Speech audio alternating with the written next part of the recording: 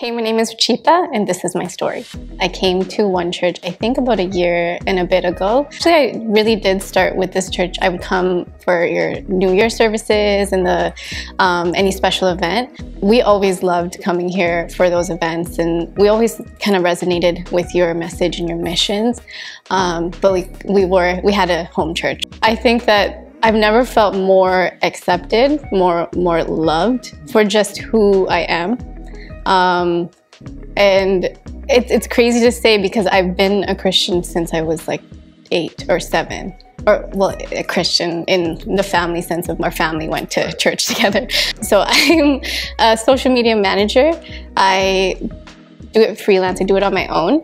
And so I have a couple clients and I get to work with them. I have different industries that I work with. Speaking on the comparative series that we've been going through in church as well, it just completely relates to what I was going through. I think we all do that too, where we're just comparing ourselves. There's people around us. My sister got a job right out of university.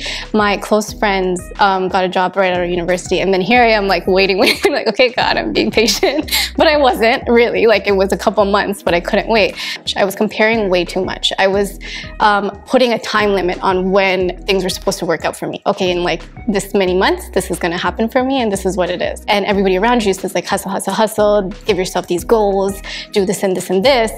But you know, like if it's not God's plan for me, I can never direct that. The pivotal point was really just months of that, of me just diminishing myself, telling myself things like, you're not worthy, you're not gonna get anywhere, you're not gonna amount to anything. And I've never spoken to myself, I don't want to get emotional, but I never spoken to myself in that negative light for like ever. I've always kind of pushed that away because I was good at school, I was good at these things. But then when I stopped being good at school, I was like, what is Rachithaa?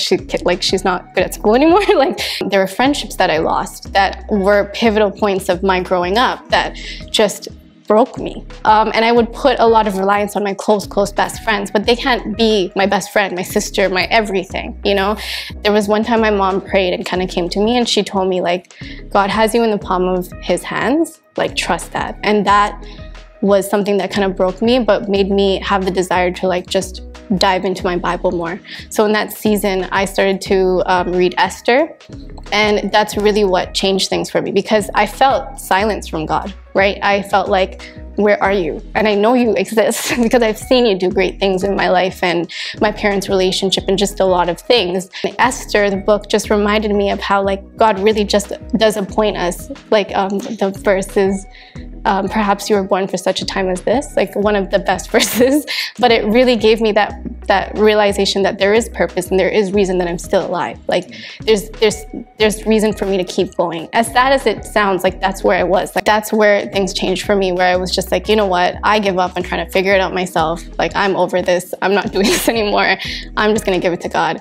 And literally, I'm not joking, that week that I decided that was like the first time somebody messaged me. Like I didn't approach them, they messaged me and asked like, would you like to work with me for this, this, and this?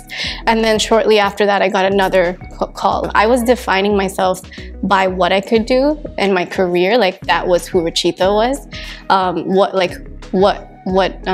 What I could attach myself to.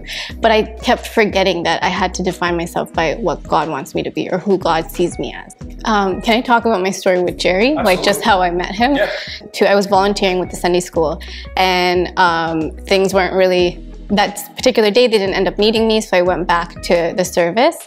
And just when I was about to like walk into the service, it was about to finish up, Jerry Sen's dad came over to me. And I'm telling you, this is one of the most defeated days. Like I was like, I give up, I'm not gonna try to find a job, like this is it. This was like 2019, November. And so Jerry's dad came up to me and was like, so what do you do?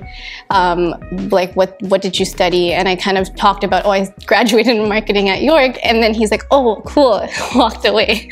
And then he came back and he was like, you know, I was just looking for someone, but like you can meet me after and discuss with them. And I was like, okay, cool. come to find out it's Jerry. So I was like, oh my goodness, this is so cool. And then he just gave me advice, and he said he also graduated in York as well.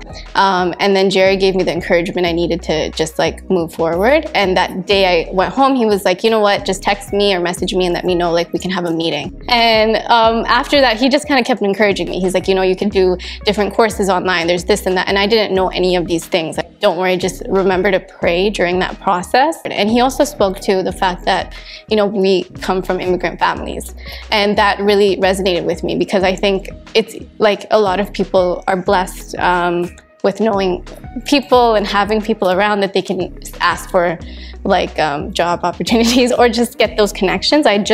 I was an introvert. I wasn't really able to go out, or I was shy to go out and just make those connections. And then with my immigrant parents, I know they were scared for me to make too many connections as well. I think that this is also something I'd like to just encourage young kids. I think we're worried about what our parents will say if we leave opportunities or if we do anything.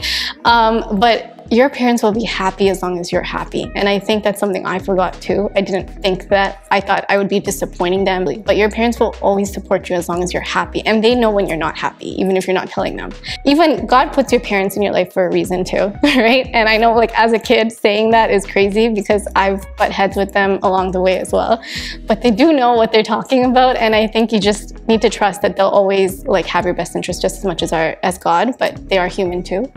In that season, then Jerry FaceTimed me and he's like, okay, it sounds like you're really busy, but I'd like to know if you'd be like open to volunteering with LoveArmy and OneChurch. And I was like, are you kidding me? Of course. Like that, I couldn't believe. So I was excited to just learn from you guys because I am still new to this space. And so when he offered that, it felt like, okay, now my set of clients and everything is complete. Like, God gave me the church opportunity where I can serve him and give back to him all the good things that he's blessed me with during this time where I kind of gave up, you know, and he always shows up. And this is one thing I think I will always remember is there was moments where, like in school or in life, the dots didn't connect. Like I couldn't figure out, like, why didn't I get into, I wanted to be a teacher. Why didn't I get into teaching college? Why didn't I started off in accounting in university? Why did I switch programs? Like, why couldn't I start off in marketing? Like, all those different dots didn't make sense for me at all from the start. Thinking of how much God just kind of fixed the puzzle pieces. He put them together and it makes so much sense now. And I don't know like what he has planned next, but that's the exciting part, is that I can completely trust him. So once Jerry gave me that opportunity with LoveArmy, I was like, yes, hands down, would love to volunteer. And the rest is history. I love this team. I really do. I learn every day. I feel like it's even though it's a volunteer position, it's the one that I learn from the most, because we are starting from scratch. And I'm not just joining when things have been established, we're kind of establishing it together. So it's been a fun process. I didn't even ask for it, but God presented those to me. And that's what I'd like to encourage everybody about, everybody my age, or even just in the season of waiting and asking God, like, what's next? What do I do next? Just know that God knows better and God is always going to do better for you. So there's a difference between like trusting God, really trusting him, because you'll feel that even if tomorrow I lose every opportunity God's given me, I'll be okay. Even if I lose, I'm like, I don't have any money anymore, I know I'll be okay. I'll still be happy. And that's something I can honestly say.